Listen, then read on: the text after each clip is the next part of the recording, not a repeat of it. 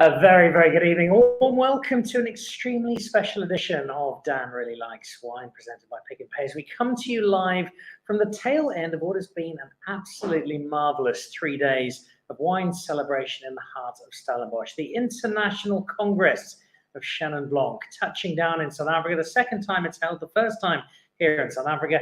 And it has been an extraordinary few days. The majority of people here, way, way, way above my pay grade. Some of the discussion has been completely unintelligible for mere mortals. But when you look on the faces of the winemakers, of the producers, of the top wine authorities, you see the eyes light up. Such has been the delight of the conversation that has taken place. It hasn't just been conversation, though. There have been visits to assorted wine estates around Stellenbosch. There was a magnificent gala dinner last night with Ken Forrester. In fact, I think Ken might still be at the dinner. Such was the enthusiasm with which he approached his celebration of these few days.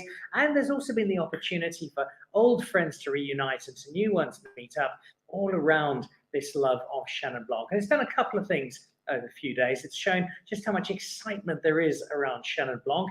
It has shown just how successful South Africa has been, but it has also shown where South Africa can still improve. And the friendship between France and South Africa in particular has been so special to see all around this love of Chenin. So today we're speaking to a range of guests and we're going all over the world.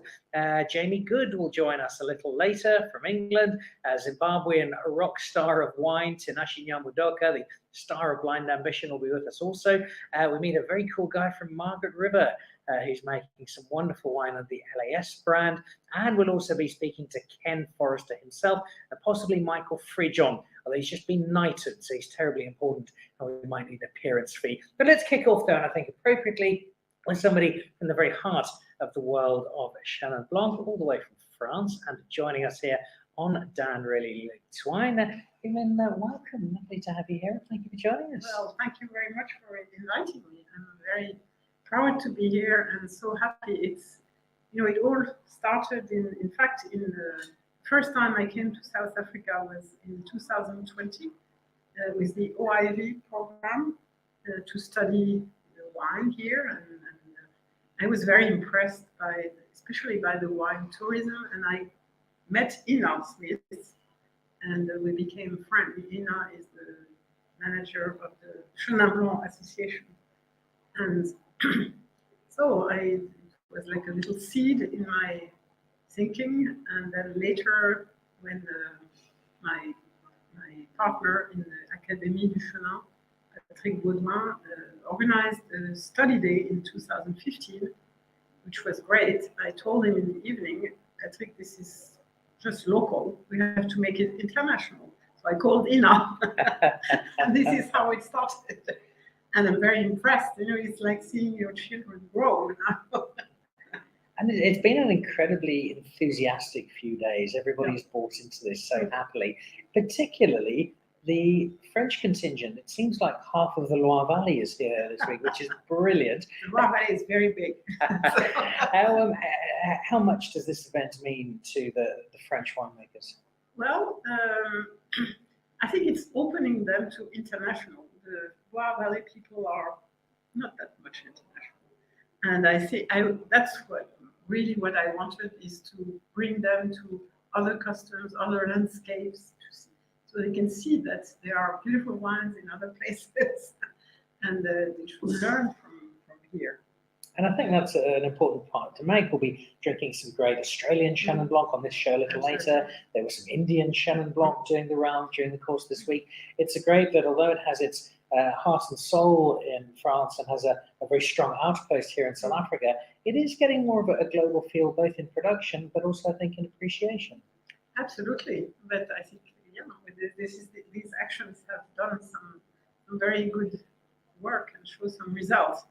And I was talking at the end of the Congress that we should now probably write a book with the history of Chenin Blanc in France, South Africa, Australia, America, and so on, and have also the description of the identity, and it's really a revealer of place. I mean, the Chenin Blanc doesn't have very strong varietal taste. It really reveals in place, and that's unique. It's very different from Sauvignon and Chardonnay. And so we should write that book and send it around the world with a suitcase of Chenin Blanc from everywhere. Be our ambassadors. That has been a very key theme to these few days, the ability that Chenin has to amplify and speak about its terroir. And that's been part of the learning process for everybody. What do you think, you in particular, your French colleagues have learned about Chenin from South Africa? And what do you think the South Africans have learned from you? Well, I think it's interesting because when I visited vineyards this time, everybody was saying that they were harvesting with botrytis, which is what we did 20 years ago. So I don't know if they learned that from us, but it's interesting to see that they consider that it's a quality sign. I don't know. I think this fact of revealing place is a concept that's very old in Western Europe, and it was already with the Romans, and now in France, obviously, with the AOC system, the appellation d'origine contrôlée. We didn't even talk about the grape varietal. We talked about places, and we think that the wine you're drinking is expressing a landscape, and the grape varietal is only the tool. The thing is, the rest of the world talks about the tools. So we have to start also talking about it. But I think maybe this has influenced the way they look at here and now at their wines. In just a moment, we're going to try some of your wine and see how it reflects your sense of place. In a greater French context, though, for South Africa, I think by and large we see South Africa having Chenin Blanc as our leading story, certainly in a white space, but possibly overall. Where does Chenin Blanc sit in the French landscape? Well, it's mostly in the Loire. I would say it's much less than in South Africa now. We have 9,000 hectares in the Loire, and it's mostly Touraine, around Tours and Angers. Those are the two really regions. And there are a few other vineyards in France, but it's very, very small. So it's really the Loire icon variety. And is it a wine that many French people drink on a regular basis? Well, I wish. All right. Well, let's see if they should be, because what I have here, Savenière, if you speak French, you'll know Savenière is French for absolutely delicious and impossible not to finish a bottle of. I might have got that slightly wrong. So I'm going to pour a little taste, Jen. As I do that, tell me a little bit about this wine. Well, I was very interested to learn this morning that the terroir, that means the soil, the climate, well, the climate is different, but the soil aspect of Clos du Papillon is very similar to some of the soils in the Swartland. That means schist and quartz. And this is a soil that absorbs a lot of light, a lot of heat, and restitutes the heat during the evening or the night when the sun is gone. And so this is exactly the case in the Clos du Papillon. So we are in Savenière, which is on schist also, just between Brittany and the whole Parisian area. And Savenière is one of the finest expressions of Chenin. And we don't know why, but there is something in the quality of I think the slope, which implies the number of hours of light, and these stones that I was mentioning, and the temperature. We are not very far from the ocean. All these factors make that this is a very special wine, and it has very interesting, unique aromas that in the back of your mouth, you have a little bit of bitterness. You must not be afraid of bitterness. Bitterness is a very elegant taste, and it's lacking from the contemporary food. And so if you eat something like a fish or like with a sauce and so on, there is very little bitterness. And if you add this wine, it will enhance the taste of the food. Oh, you got me feeling peckish already. So, cheers. Cheers. To Chenin Blanc.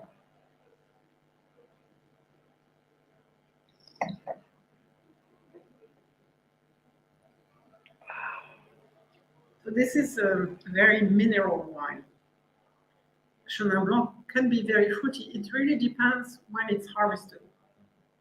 Au Clos du Papillon, I harvest not at the beginning of maturity when you really get during the fermentation.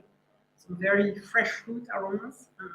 This is very nice, but it's relatively simple. This very complex wine, I prefer to wait, and then I get those much more elaborate taste of pear, cooked apple, and grilled nuts, and it's also this minerality that is, I think, very unique, and it makes you salivate.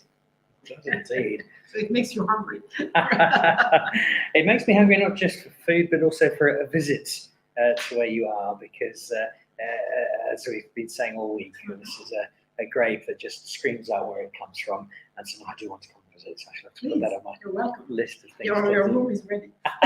My house is big, you can see. There we go. So this is the Clos du Papillon from Savinière, and with Vivian, thank you so much for joining us on the show, for sharing some wine with us, and for bringing your wealth of French knowledge to South Africa. Well, thank you so much. I really enjoyed it. There we go. Cheers. Cheers. So there we go. There's our first guest for today, Evelyn, joining us from the Loire Valley. And as you can see, having had a wonderful few days, having given a lot of South Africans a great deal of local knowledge. So where do we go to then if we have a superstar of the Loire Valley?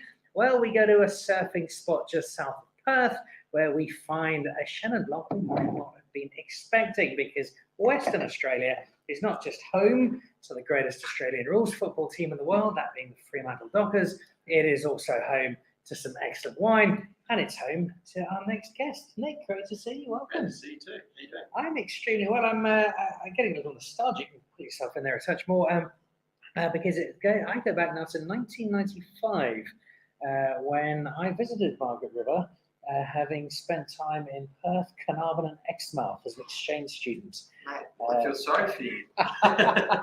Some of the quieter lights of Western Australia. Yeah, they didn't do much wine in Carnarvon. They didn't do 1995. I think wine was still certainly smaller then than it is now. Western Australia clearly becoming a bigger and bolder and more successful wine region, and one that's doing a bit of experimentation. Yeah. So it's an exciting place to be at the moment. There's a lot of younger sort of producers that are coming up and shaking things up a little bit, and experimenting with we regard Chenin as sort of a new variety to play with. But there's a lot of momentum behind it, which is just fantastic. And a lot of the wines that are coming out of Margaret River at the moment are of a really high standard. So to even in Margaret River, or even in Australia, or even in the world now, just to be on the table, you've got to be at a very high standard. So it really pushes each other, that sort of competition amongst us. We've just been speaking to Evelyn about this sense of place that's been such a strong theme through these few days. What was it about Margaret River that said to you, Chenin Blanc is something I think could work? It was really South Africa, to be honest. I mean, I'd come here in 2010, and then also I sort of mentioned when I was speaking at this Congress that a South African came and showed us the wines and talked about the terroir, and it's very similar, and even a lot of the soil types here are very similar to Margaret River, that granite sort of rock, gravelly loam sort of soils. I think you call it clip rock or coffee rock. Coffee clip. We have the exact same soils there. So if you taste this wine and a few of the other Chenin Blancs, they don't taste like the French Chenin Blancs at all. The terroir there is very different. And it was something that sort of led me to South African wines, because I was there going, a lot of people were trying to say, this is nothing like the French stuff. The French stuff is this, this, and this, which is always positive descriptors. And to be like, hey, Chenin Blanc can translate terroir perfectly. And this is going to taste very different to French. And it is going to taste very different to South Africa, but more similar, I guess. So, and on the back of that, we started making it in a style that is sort of been talked about a lot with South African winemakers, and that was hand-picked, barrel fermented, lees stirred, and basically just treating it with care, and treating it like you would Chardonnay, because prior to that it wasn't being treated like that, it was being treated like crap. So, it's not a dissimilar story to South Africa's Chenin history, which not that long ago was very much a blue-collar wine. That has changed dramatically, and it's changed in no small part because of people who've had the enthusiasm for it and the sense of adventure. And I recall a conversation you had 2 days ago out at Cup with Dani Stakler. There was this very high-end wine conversation going on, and both of you just so enthusiastic and excited about what you were doing. How much has meeting people like Dani, meeting other winemakers from around the world over the last few days changed, enhanced your vision of how you approach Chenin Blanc? Dramatically. And I mean, this is why I'm here. It's to learn, and, you know, I sort of mentioned that by yourself in an insular environment, you're really, you know, you can only learn so much. Being around all of these producers, sharing ideas, talking about, you know, their production methods, their soils, even their vineyard methods, it completely changes the dynamic of how you then approach your winemaking. So for me, it was really sort of important to come here. You know, it's a long way. It was 40 hours flying. But now that I'm here, and the South Africans have been very, very welcoming, as have the French, who I think just made me a knight, but I'm not too sure. Something like that. So. I was going to move on to that because you were on stage less than an hour ago, and there were lots of robes and French chanting. It was all a bit medieval, but it looked seriously cool, and that's just a fun thing to be part of. Well, I wasn't sure if they were about to murder me on stage or inaugurate it into something. So, you know, it was nice, that I just had to scull a glass of wine and get a certificate. So. Oh, congratulations. Thank you very much. It's a nice accolade to have, and it relates to the wine that we're going to try in a moment. Just before we do sample it, though, give me a little bit of context. LAS, first of all, what it stands for, and then where you sit within both Western Australian and Australian wine. What do you mean by where do you sit in? Small boutique producer. Okay. Very small boutique producer. So, so LAS stands for Luck, Art and Science, and it were the elements for me that were important in making wine, and to try to translate that into a bottle. And so I'm a very boutique producer. I work with 6 different very small vineyards, and I'm limited by the vineyard. So this I can make about 200 dozen of each of the wines. So 1,000 dozen, about total 1,200 dozen. And it's all little 4-ton batches, preferably organic and biodynamic vineyards where possible. And just trying to make really high quality wine. We don't have like a lower range or anything like that. And we export it to 10 different countries around the world and all throughout Australia in tiny amounts. And it's been an incredible journey. It'll be sort of the 10th year next year of it, and it seemed to have flown by. But that's sort of it. Well, of course, it's now set to take off even more now that you're standing. Knighthood. Just speak down to people everywhere I go. I can see the Channel 9 cameras and the Western Australian journalists all waiting when you touch down at the airport in Perth. Let's take a trip to Perth via a bottle, and this is your Chenin. Tell me a little bit about it. So this is the Plus Vino CBDB, and CBDB stands for Chenin Blanc Dynamic Blend. Margaret River sits 3 hours south of Perth. So it's a lot colder than the Swan Valley, which is the other sort of place they grow Chenin. It's surrounded by ocean on 3 sides. So we were just talking about it over lunch with some of the South Africans, that the wind plays a big part because it's always blowing off the ocean, regulating the temperature, and it's very pure. You know, it's a very pure sort of place that's been untouched for a very long time. So this site itself is an organic and biodynamic vineyard in the north of the Cape. It's pretty much regenerative. I mean, they don't do anything really in the vineyard. They let animals run through it most of the year. And as far as sustainability goes, I mean, the vineyard will be the same in 50 years to 500 years. They're sort of making a real positive impact by kind of doing nothing. We handpick all the fruit, gently whole bunch press, naturally ferment in a combination of amphora and barrique. Leave for 10 months with no mallow, and bottle the wine. And this the first year that we started making this in 2018 from this vineyard, the whole cellar got excited. There was this smell coming from the fermentation that was so intense, of sort of passion fruit and pink grapefruit. You could smell it throughout the winery. And that was before we'd ever made, a wine from there. So when it finally got into bottle, we had pretty high expectations because and then it translates into the glass, and it's just an incredible site. I mean, I've made Chenin from 4 or 5 different sites now, and this one just really speaks to the varietal and speaks to me. And it's got very similar granity soils that you have here in South Africa, and dry grown as well. So yeah, that's the one. Is it likely to stay a slight quirk, a slight oddity in the Australian wine spectrum? Or do you think Chenin's got a slightly more commercial future to it? I hope not. I mean, it's very different to here because you've got, like, it is the variety, it is the white wine, and it's something I always say in Australia when I'm talking about Chenin, is because people don't really know the variety, and so you're there sort of saying, hey guys, in South Africa, this is their Chardonnay. Like, they make Chardonnay well as well, but this is better than Chardonnay in South Africa. And that sort of perks a few years up. And it's really, for me, the more producers that get involved with the variety and make it well, the better it is, because you've got a broader base sort of shouting out the message of how good this variety is. So it's definitely growing. When I first started making this, I said it in my sphere, I couldn't sell it. And now all of this wine sells out on release, in a week. So it's that sort of the change and that's, I've heard from a lot of other producers that are making Chenin Blanc in Western Australia, that's happening. And this is at a high price point as well. So yeah, it's an exciting time. I mean, I don't know, it's the luck, art, science of it. I don't know if it's just the right place and the right time with the variety, or whether it's the way we make it or whatever, but the time is now for Chenin Blanc in Australia at least.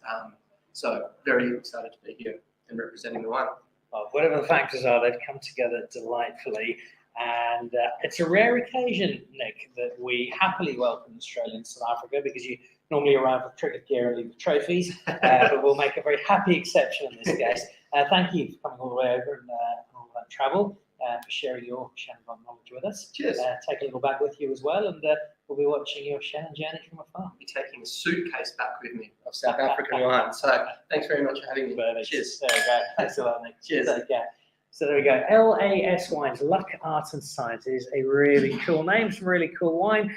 Chenin Blanc in Western Australia, a place I called home for a year in 1995, which is an entire lifetime ago. All right, well, we've done France and we have done Australia. Let's head now to Zimbabwe via South Africa, and somebody who is not a stranger to Dan Really Likes Wine, also not a stranger to the world of wine. In fact, he's pretty much the Kim Kardashian, really, of wine at the moment. Such has been the success of the show Blind Ambition, the movie that has struck a chord with viewers, with wine lovers all over the world. So you can guess that it is Tinashe Nyamudoka, who is back. I think, are there any countries in the world you haven't been to in the last few weeks, Tinashe? Not really. Still good luck. How are you? Not good. Like, welcome back. Lovely to see you. Bring me some wine. Bring me some wine. We need to try some Kamusha. Before we talk a little bit about the wine and a little bit about the Congress, let's just have a quick snapshot. At one point, I'd worked out that there were actually the Nyamudoka triplets, because that was the only way you could have been in as many places as you were, as you went to every single bottle store in America. You told me about the road trip before you left. It sounded epic. Was it epic? Just more than epic, man. Very enjoyable, tough work, hitting the pavements. But it was amazing, you go, it's a whole different countries in one. So it was amazing seeing how they operate, how each state is different, how they perceive our wines, how they perceive South African wines, and trying to change the perception and making influence. The journey has brought you back home to South Africa, where you're in slightly more familiar territory. People know you and know your wine extremely well, and not just the South Africans, because I've seen a lot of people from beyond South Africa coming up to say hello and have these conversations. And that sits at the heart of, I think, what's made these last few days so successful. People from all over the world, but with a very similar philosophy, a very similar approach, and this shared love of Chenin Blanc. Yeah, it's the beauty part of it, right? It's the same beverage that we so love, but we have to speak it in a different language, in a different culture mindset, and that's where future, if you ask me, comes in. Just trying to carve my own origin, my own identity, and get the space in the wine industry. And your place in the wine industry is multifaceted. We can go back to the sommelier days and the restaurant world that you were in. Now you're a wine producer and a wine starlet and all these different spaces. In terms of your understanding of Chenin and the fact that making wine is now such a big part of who you are and what you do, how much have you felt you've learned over the last few days? It's been amazing to see how, you always know how Chenin is so versatile. And for me, what has been intriguing as well as overwhelming is the science behind it. We've learned about the different genetics of it. We've learned about different techniques of making the wine, and the work that Ross and Kruger is doing with the old vine, how that also impacts in stylistically for Chenin. So it's always been an exciting, and I think, like I mentioned earlier, it's the first grape variety I fell in love with because it had a lushness, that plushness, it was all made, I don't know if we still call him the king of Chenin, or Teddy Hall. And it was an introduction to me for wines that do well. And when I worked with it in the restaurant, it was so versatile. I could literally do a tasting menu of 10 courses with 10 different Chenin Blancs because you can do that. So different and so diverse. And when I wanted to start my own project, I felt Chenin, unlike Chardonnay, Sauvignon Blanc, where sometimes it has to show identity in the place. I felt Chenin is a variety. With someone like me who doesn't have experience in oenology and winemaking, you could almost drive a style that you can stamp an identity on it, and that for me was Chenin, and that for me makes Chenin exciting. There's almost an argument to be made that it's harder to find a food that doesn't go with a Chenin Blanc than one that is. Part of your contribution on stage at the Congress was speaking from that sommelier point of departure. What sort of messaging were you engaging in terms of our understanding of that food and Chenin Blanc relationship? Yeah, I think you can't mention food without Chenin in the same sentence. And it goes down to that versatility of it. And I think one of the speakers mentioned of how I think good Chenin comes from the vineyard and the whole typicity, but I think the greatest of Chenin comes from the cellar. That's where you manipulate and create an identity and structure of it. Whereas you're going to put wood, you're going to put a bit of skin contact, you're going to ferment it on amphora, no wood at all. So I feel it's just an exciting variety to work with, and it shows identity in different places. That's why it's got an affinity for food naturally. And I kind of like what the other speaker spoke of, bitterness, of which I always love. And more, less and less, we're finding it less in food, especially nowadays, chef and the consumer, but you can compensate in the Chenin extract.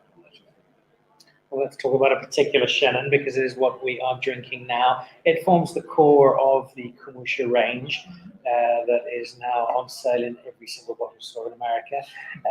Tell us a little bit about this wine and how you feel it reflects where it comes from. Yeah, I think, the wine came about because also making Chenin in South Africa is quite a bold statement. There's so many good Chenins out there. And how do you stand out? And for me, an interesting region for Chenin has been the Breaded Cloth.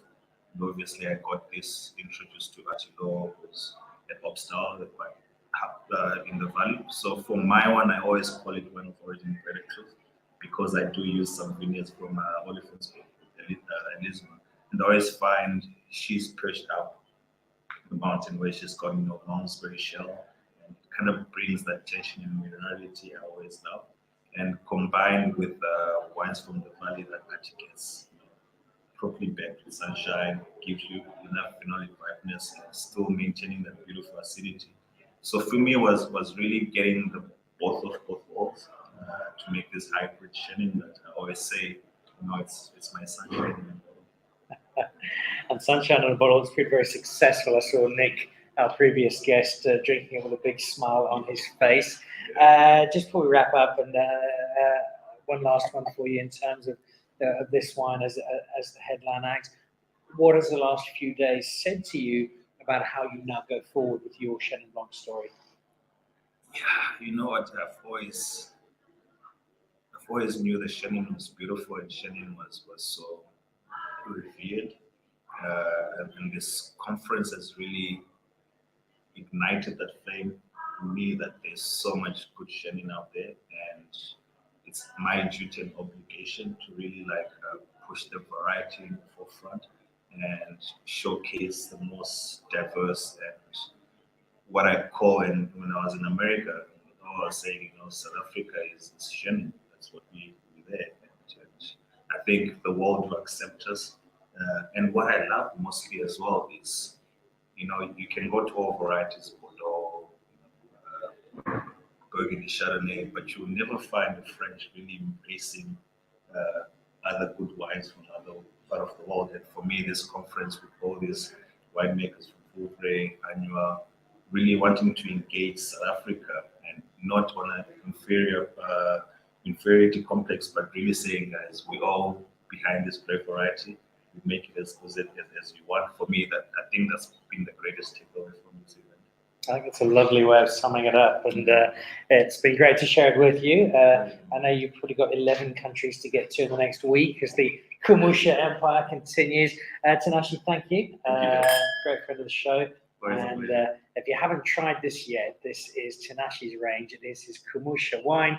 It's a lovely little whisper of tropicality to what's a fun Brita Club wine. So big thank you to Tinashe, who I'm sure we will see back on the show soon. And in fact, if you're up in Zimbabwe, look out for him in Victoria Falls. I think he's going to be bungee jumping off the bridge with a glass of wine in hand, but we'll get confirmation of that. So that is Tinashe and his Kumusha wine. And it's been a great talking point over the last few days. The success of the Blind Ambition show, with Tinashe being here, but an even bigger talking point has been something that has become a real bedrock of the success of South African wine in general, but especially the Chenin Blanc, and the Chenin Blanc coming from old vines. So that's exactly what we are going to do. I think we've got some of the 1947 Kapsacht from an old vine, which we'll be bringing in.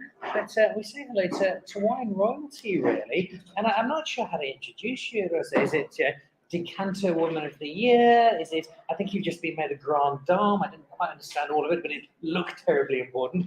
I think the best way to introduce you is just a South African treasure with this remarkable passion for the old vines that are such a big part of South Africa.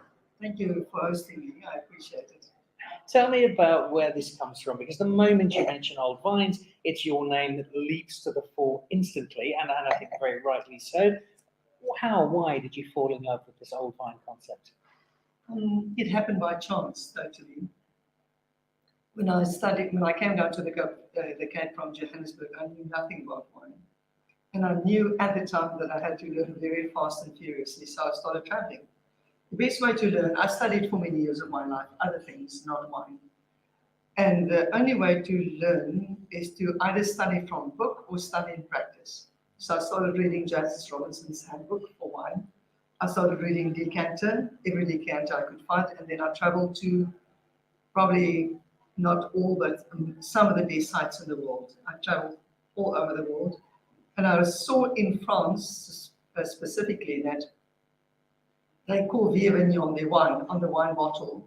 I came back to South Africa and I realized, but we have old wines in South Africa because Jan van Riebeeck came in 1652. So where are all of our old vineyards? But we came at that time from a cooperative system because of the previous government we had. We couldn't export some of our top wines, and some of the best old vineyard wines were blended away with young wines. So I started looking for them. I got into my car and I started looking for them, and sooner rather than later, I started finding these amazing, beautiful pockets of grapes that were up to 60, even up to 100 years old. I gave them to some of the best winemakers in the country, like Evan Sadi and the people from Lord Murray at the time, Neil Patterson and the Artie Partners and the Molyneux, and everybody, and Chris Arnott, of course, played a major role as well. They started making wine from it, and the wines just were beautiful.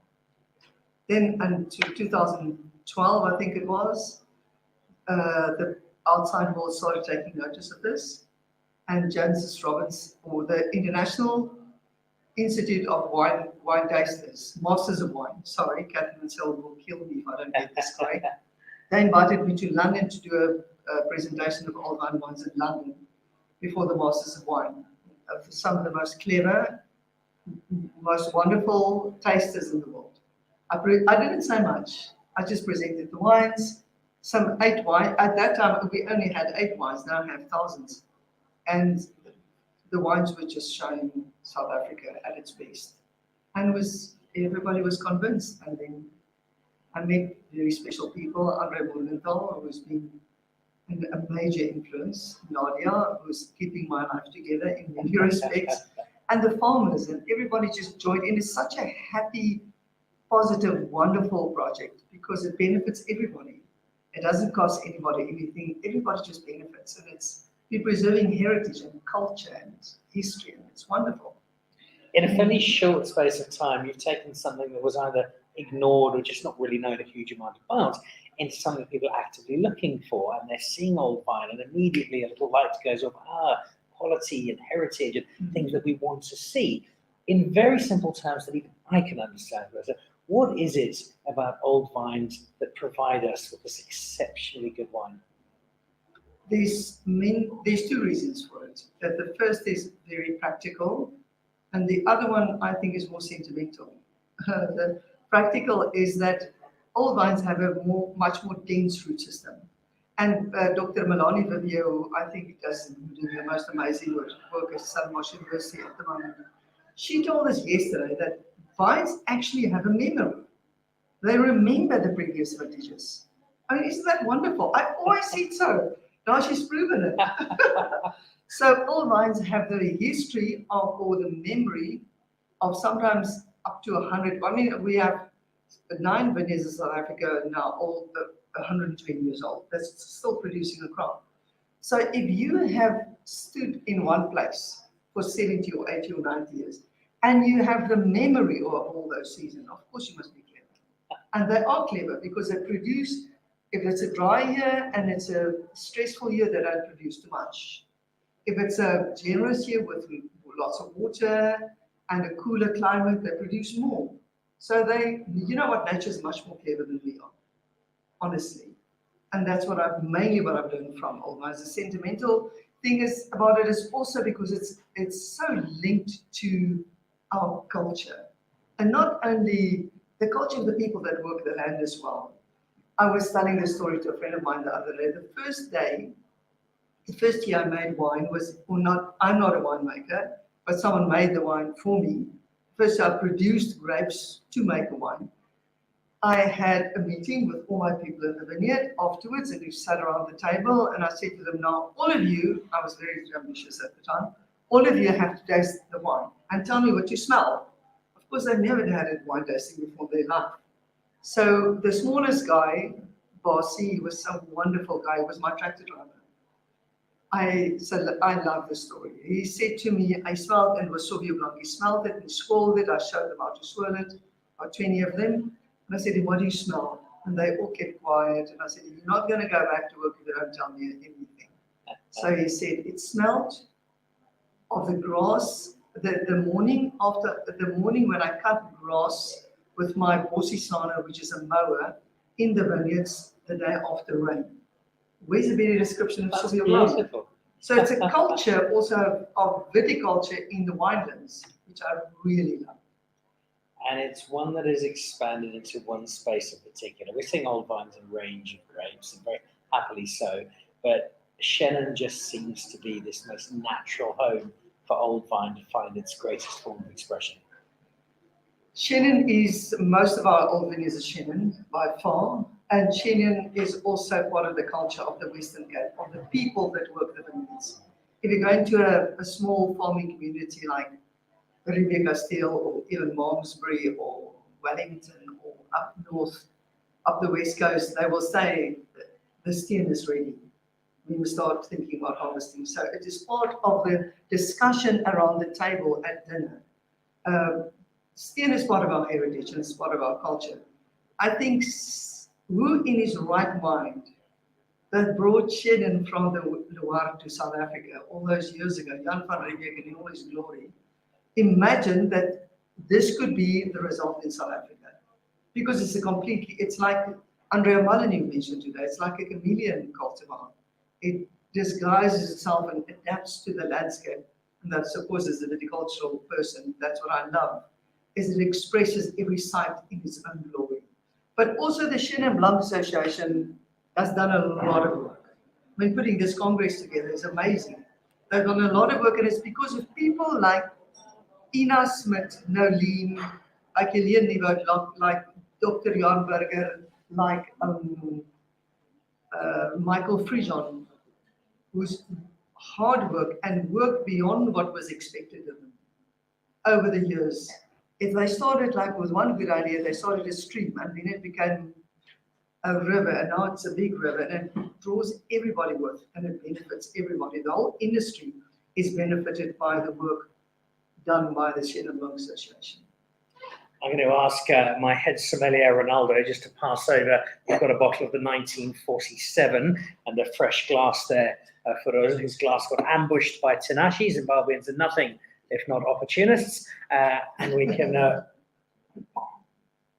we go. And a fresh glass, if you will, sommelier, Ronaldo. And what I'd like you to do, because this comes from a Graham, Dani Statler, who I think what you are to old vines, Dani is to the art of the braai. On a poor day, he has 2 of them a day, which is probably why he's looking more like a braai with every passing day. He's produced this in 1947. The vineyard, the first vines here were produced. As you try this wine, explain to us how for you the old vines are translating into this particular glass of wine. Just smell it. It's wonderful. I love working with Donnie. I don't work with him a lot. But we meet each other every now and then, and we go to his vineyards on seldom occasions. When I taste a wine like this, and old wines to me, there's so many research done about this by Helene Nieuwoud, by Johan Burger, as I mentioned, by Jonathan Stein, the most amazing research now that fundamentally supports what the Old Wine Project was all about. But in the beginning, when I started the project with Andre, we always used to say we believe it gives more mouthfeel. We believe it gives more, it has more texture and personality. But everybody sort of said, "Are you sure about this? I mean, how do you know this?" But then they started doing the research. Ken Forrester would know, and they've proven this. So for me, if I taste a wine like this, you can't get this anywhere else in the world. You only get this in South Africa. Because you smell the quince. I always say when I taste the wines of old wines in Skurfberg, which is up the West Coast, I taste the orange, the color of burnt orange, burnt yellow. I smell the fynbos and I get the sensation of hot honey on a hot stone, which is all these weird and sentimental and romantic. But if you smell the wine, this is what you smell. You smell not tropical fruit, but something. And for me, old wines is much more about the texture and about the mouthfeel than about the nose. It is a lovely wine, and it is beautifully introduced by she who knows it better than any other. Rosa, thank you so much for spending some time with us and for the remarkable work that you do with this Old Vine project. The decanter honour was richly deserved, as is the new French one, and I will congratulate you on it once I translate it and find out what they've actually given you. Nobody knows. But keep it up, and thanks for being such a wonderful part of the Congress over the last few days. Thank you so much. So there we go, the Grande Dame of Old Vines, Rosa Kruger. Speaking of old, we'll have Ken Forrester on the show very shortly. But before we wrap up with him, we've got yet another international superstar, and I will be just the one. We will be bringing in one of the UK's foremost voices on wine, and a man who has more courage than I do, a man who willingly went wine tasting with Ken Forrester after midnight. Who in their right mind would do that? Well, Jamie Good would fall into that particular space. Dr. Good, welcome. Hey, boss. Thank you for joining us. And congratulations, because you too are now a Knight Commander of the French Greater Empire, or something similar. Bonjour, Samir. Yes. Tell me, what exactly was that? Because we saw it earlier. What is that recognition? I don't know. They do this stuff in France, and it's really cool. It's very cool, very theatrical. And it's like a kind of brotherhood, confrérie idea that it's just. I guess the idea is it's a recognition that you're doing something to help with the cause, which is promoting Chenin. Which is exactly what you've been doing by being here over the last few days. And that's, there's been, I think, a very rich sense of that, of this community around Chenin and of people coming together for a celebration of one particular grape. You spend your life traveling the world and engaging with wine. Is this a more fraternal than usual? Is it a particular close gathering? South Africa is a really interesting place for wine. Coming here for wine is fantastic because I think there's a sense of, there's a size to the industry that works well. It's not huge, and what 90,000 hectares is significant, but it's not like so big. You can get to know people quite well. So I've been there. I was trying to work it out probably about 25 or 30 times, and you generate friendships and relationships in the course of doing your work. And I think there's an openness in the industry here. There's a sense of momentum, because this is not it may be however many 100 years old, 16, 15, whatever. But really, what we're talking about now in terms of the fine wine dimension of South Africa is began in the mid-90s, really, with a few exceptions, notable exceptions, and so we're seeing a lot of evolution. We're seeing a lot of developments. If you think of the Swaziland, for instance, which is so significant now and is so visible internationally, it was all cooperative wines until the noughties. I think it was 2000 was a debut vintage of Columella from Evan, and I think Charles Back deserves a lot of credit for putting Evan in this one and with spicery wines and everything. And you've seen this growth and explosion of creativity, but also the aesthetic sense of the guys in the swamp has been fantastic. It's had a knock-on effect on everyone else, which is not looking for just big impact wines. There was a period of that happening in Stellenbosch in the 90s and noughties where some of the prize wines were the big, rich, intense, dark wines. But I guess most of us were on that trip anyway. But now we're seeing this lovely aesthetic sense where it's about picking earlier and making fresher wines, not having too much wine-making artifact, and really trying to discover what vineyards can do. And I think that's been really exciting to watch.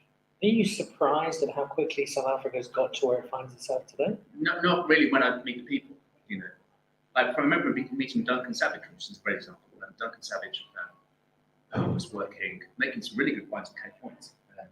And then I remember, I was already reasonably friendly with him, and he started out on his own. And his first wines were like, I'm guessing we're looking at probably, I shouldn't get the dates wrong, but it was not an awful long time ago that he made his first wines, the red and white. And I was hoping they'd be good, but I had no idea they'd be as good as they are. And now, just Cape Wine tasting through his portfolio again, this is some of the most expressive, beautiful, fine wines you'll find, in the whole of South Africa. And you're seeing that sort of trajectory when you see people who are talented being let loose. And the other real exciting newcomer is Damacy. Damacy, fantastic wines. And Jean Smith is making just the most beautiful wines you can imagine. And we're seeing that really fantastic evolution. But it's not just about the young guys. And I know last night I was hanging out at Ken's place. Poor life choices. No, I went to see. I saw the FMC vineyard, and you know what? It's like when Ken started out. When he bought his farm in '93, he explained to me he was 35 years old. He was a young gun doing that, and look at what happened with Chenin. So you've got the young guns who become old guns who are still doing exciting things, and you've got the young guns doing exciting things. They'll be old guns soon, and then we have more young guns as well. So it's a really dynamic industry, and I think that the really exciting thing about South Africa has been that even if you're a winemaker working for a big company, and if you've got an owner that allows you to do a bit of homebrew, you can go and source some really interesting grapes, and that's been the key. So the people who do their homebrew on the side have been able to get hold of some fantastic vineyards and make really world-class wines that financially in other countries they'd never be able to do. Because in other countries, it's not often such a culture where you can easily get hold of really, really good grapes from really cool vineyards and make it work as a sort of side project. And then these side projects become the main project. You know, you see, like Miles Mossel, for instance, his stuff, you know, he was working for Takara, doing the side project. And now the side project is main gig, you know, and there's so many examples of that. And I think that keeps the industry dynamic, it keeps it fresh, it brings new life in. And for me, that's really good. And I think also what's been really good is we had all the fuss about Swartland. I remember we had Swartland Revolution in 2011, it was a fantastic event. But now you're seeing that actually you've got some of the new young guns going back to Stellenbosch, finding great vineyards in Stellenbosch, and not just Stellenbosch, but all the other regions. But it's like Stellenbosch, I think, has been revitalized by people like John Smith at Damascene and Chris Alpine Butch has been doing some great things from Stellenbosch vineyards. And so suddenly we're seeing that actually, yeah, this is a really cool wine region. It wasn't sexy before in the same way. Now it's really sexy again. And so we're seeing the love being spread across all the different winelands. Now, of course, you've got Elgin, fantastic things happening there. You've got Helnada, which has been a hot spot for quite a while now. And we're seeing, you know, this dynamic pattern of the industry that I think keeps journalists like me really, really excited because there's always new stuff to talk about. And it's probably part of the reason that we've got the world arriving here for this Congress over the last few days. An army of French winemakers coming over and a really great gathering. What have you made of the Congress? What have you taken away from the last few days? A beautiful fusion of two distinct cultures, really. You know, you've got the South African style, you've got a Mediterranean climate, and the Cape Winelands is kind of like very different to Anjou, Saumur, Vouvray, you know, but the same grape variety brings them together, and this fantastic fusion of very different personalities, very different wine regions, but again, really articulate expressions of this most versatile of grape varieties. And I think that's fantastic. I'm going to put you to test quickly just before you leave. I'm going to ask my sommelier Ronaldo to pass over. We've got a bottle of Clenazolza there and a fresh glass for Dr. Jamie Good. Ronaldo, bad name though, isn't it? Football, so you're not a City fan. The Clenazolza, if you're sommelier. Ronaldo was like it's a bad name. There we go. You'll find out that the Ronaldo pouring this is actually from said island of Madeira. Really? So this is just one example of the many South African Chenins. Do you have a statue of Ronaldo as well? Do you have a statue for yourself in Funchal? Yeah. It can only mean improvements on the original. It looks more like Ronaldo than Cristiano. So some Clenazolza, not too far down the road from the aforementioned Mr. Forrester. Just give us a sense of why this speaks to you as a South African Chenin Blanc and what the appeal of it is. Well, aromatically, I think there's a precision and freshness here on the notes. There's just almost a sense of there's some generosity, but it's kept within bounds. It's not a wine that's aiming to overpower you. So that I like that really fresh, precise nose. And the palate, you've got richness reined in, which I really like. So there's this ripe flavors, nectarine, a bit of peach, maybe some lime as well. But kind of covering quite a wide dynamic range, to use an audio sort of, or even photography analogy. There's a wide dynamic range here. So you've got the brightness, the crystalline fruit, the citrus, the reasonably keen acidity. And I guess this is one of the things that makes Chenin so exciting is its ability to retain acidity in warm climates. But it's not a wine that's been, you know, the winemaking here I think has been really good because it's not trying to make the foot fit the slipper. It's recognizing that there's some sunshine here. So you've got some bright flavors, but also you've got this lovely acid light that flows through the palate. And it's enticing but refreshing at the same time. And this is what Chenin does so well. I think it's got this dynamic range, it's got freshness, good acidity. It's kind of everything's hemmed in with, you know, but there's no, it's not muted. There's a full expression of the fruity flavors, I think, which is really nice. Unsurprisingly, a superb summary of the Clenazolza Chenin. Thank you very much indeed. Have you got a little bit more time here before you head home? Yeah, I'm going to a tasting group tonight. my buddy's Chris Grunfeld is part of the tasting group. And I muled some wine over from England. He bought it from the UK wine merchant. Sourcing table, fantastic selection of wines there. I declare a slight commercial interest. So I carried the case over, and he made it here. All 12 bottles made it, so he kindly invited me to the tasting group. So I'll go to a tasting group this evening, and tomorrow morning, unfortunately, I have to fly home, which is a shame, because there's a beautiful time of year to be here. I could really do with like 4 or 5 days by the coast. I think I'd go to the Marnus. I think I'd head to the Marnus and just sit there, eat fish and chips, drink some beer, and some fine wine as well, and just take in the beauty of the Cape. I don't think it'll be too long before we see you back again, because you're a great friend and you've been a great supporter of South African wine, for which we're most grateful. And it's been lovely having you on for the Congress. Thank you. That's been adding some very welcome expertise. So keep drinking and supporting South African wine, and really great to have you on the show. Hopefully the best of money. Cheers. There we go. Dr. Jamie Good, one of our star guests at the Chenin Blanc International Congress. And we're coming up towards 6 o'clock South African time, which I think UK time is the 4th lunch that Greg Sherwood will have finished on somebody else's account, and he'll be about to go into his 5th, Mr. Sherwood. Hope you are keeping well. Our final guest for today, armed with a bottle of his Swartland Chenin Blanc, which he'll be bringing over with him in just a second, is the man who is the godfather of Chenin Blanc in South Africa. He's put a few people on the back foot this week with some enthusiastic tastings, and he's just got the most wonderful drive and the greatest passion for wine in general, life in general, but Chenin Blanc in particular. So to wrap us up, unsurprisingly, it's Mr. Ken Forrester. Dan. Good to see you. Slip into studio, and first of all, as I clean out this glass, let me say just very simply, congratulations. It's been a while since you first mentioned this to me. It was a grand project. It's taken an awful lot of work, of which I'm well aware, but you pulled off something really special. Well done. Feels good. This is the click quality. That's what happens when you close the bottle scientifically and you get a one. No. We are not talking about screw caps, or we'll be here for the next 3 hours. I'll summarize. Ken thinks all wine should be in screw caps, and people who use corks should get sued for having inferior products. Yeah, you told me this, Dr. Shot. Let's talk about this Congress instead.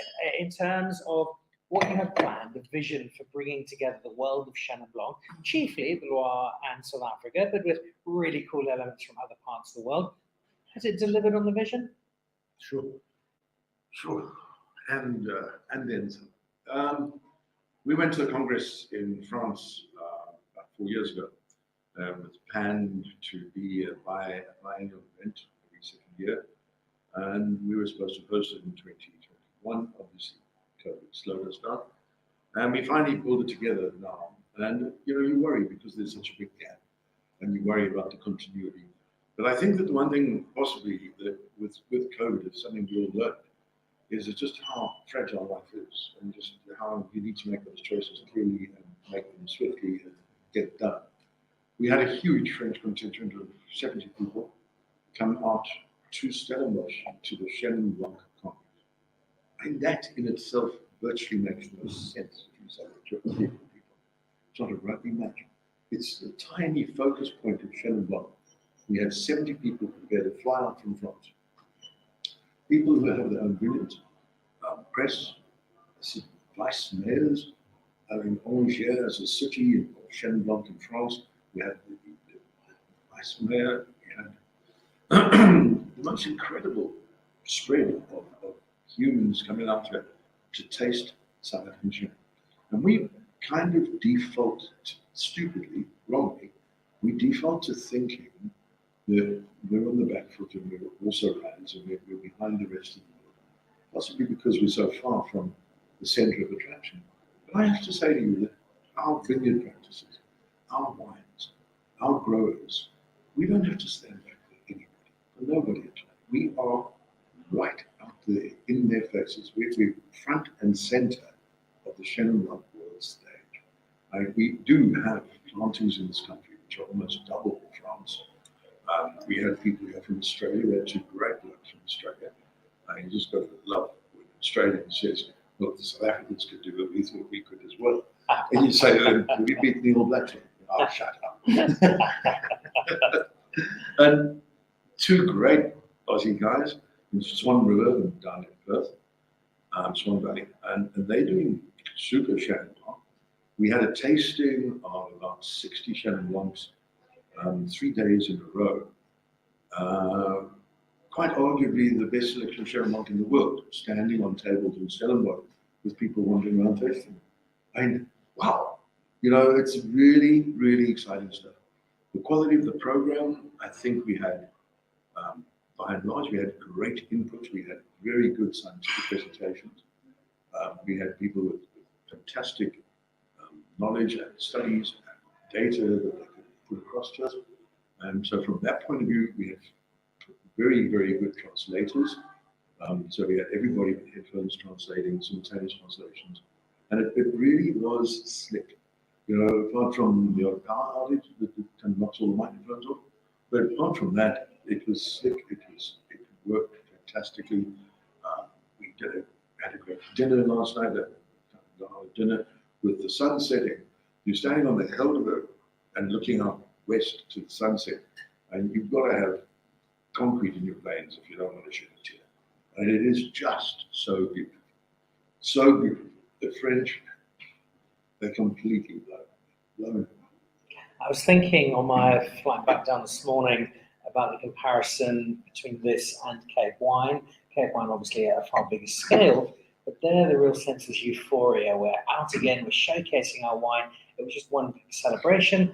Excuse me. Here, I got a sense of a little more balance. On one hand, the understanding and recognition that we are making exceptional world-class Chenin Blanc, but also set within the framework of, even though we're doing it so well, there are still things we can do better, there are still things we can learn, and we can take something that's already exceptional and make it even more so.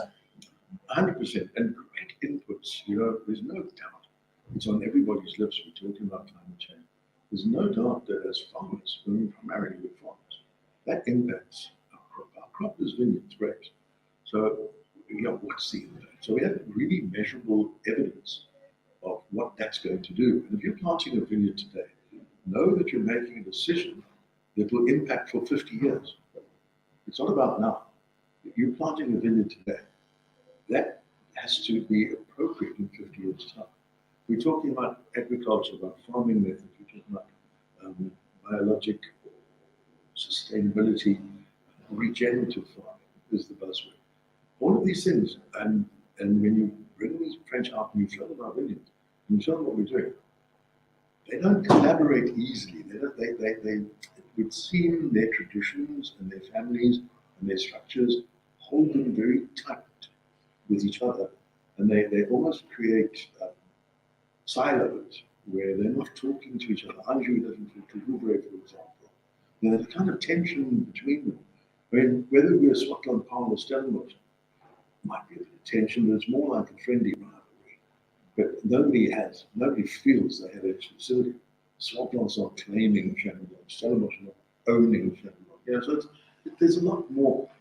The concept of a rising tide raises all boats is far more easily digested here. And it reflects one of the great qualities of Chenin, which we've spoken about with 2 or 3 of the guests on the show this evening, and that is the reflection of sense of place, where you move your Chenin to a different part of the world. It's just going to give you a different interpretation and give your winemakers the opportunity to create something new and different. One of the questions we asked this week a couple of times was, how do our wines differ from French wine? French Chenin Blanc. And I said to the guy, I have different Chenin Blanc vineyards on my farm, on the property. Every one of them produces different styles. My neighbor produces different Chenin Blanc. I mean, if you go to France, obviously that's going to be a big difference. But that's the point, is that Chenin really is a transecutor. Chenin will tell you where it's from. I love just using the simple analogy of accents. You talk to somebody who's either Berlin accent, Scottish accent, Welsh, Irish, and that we all speak English, but accented, and that's exactly what Chenin does. It's accented by its environment. It speaks Chenin Blanc, it just does that with a bit of Great way of putting it. Before we wrap up, what's been a really wonderful few days, and I'm going to ask you to talk me through the wine. I think you and I have done this particular wine once or twice, even by your standard, it's a very eye-catching Chenin Blanc. What I will ask you to do is we raise a glass and toast these last few days, you and Ina and your remarkable team. What is your greatest takeaway that says, Ken Forrester, this has been a really successful few days? I think it was the overwhelming gratitude of our guests that they walked out fulfilled. They walked out with promises of a return. They walked out feeling that it was a family affair. It was a warm, congenial, everybody. I've not met anybody that wasn't there. And I think it's just that overall conclusion where everybody walks away feeling enriched. Everyone walks away feeling better for having been here. That's great. That's awesome. We don't ask for that. It's probably the only thing I might disagree with you on slightly, because there's several people who walked away from spending time with you not feeling better when they woke up the next morning. But other than that, you are entirely on point. And in what has been a wonderful comeback year for South African wine after the struggles of the last few years, it's been yet another flagship event. You guys have done a wonderful job, and you can kick your feet up and enjoy that Wagyu braai this weekend with a proud smile on your face, Ken. Thanks, Dan. And thanks for your support. Thank you so much. Always a pleasure. Well, that wraps us up for a very, very special edition of Dan Really Likes Wine from the Chenin Blanc International Congress. We have had guests, as Ken said, from all over France, guests from Australia, from England, from America.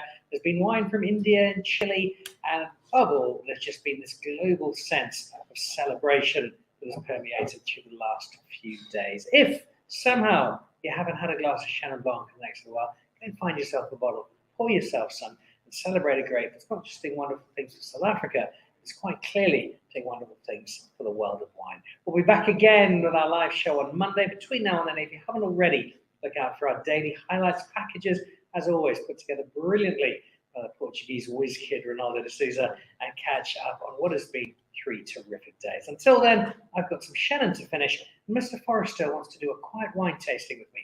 What could possibly go wrong? Cheers.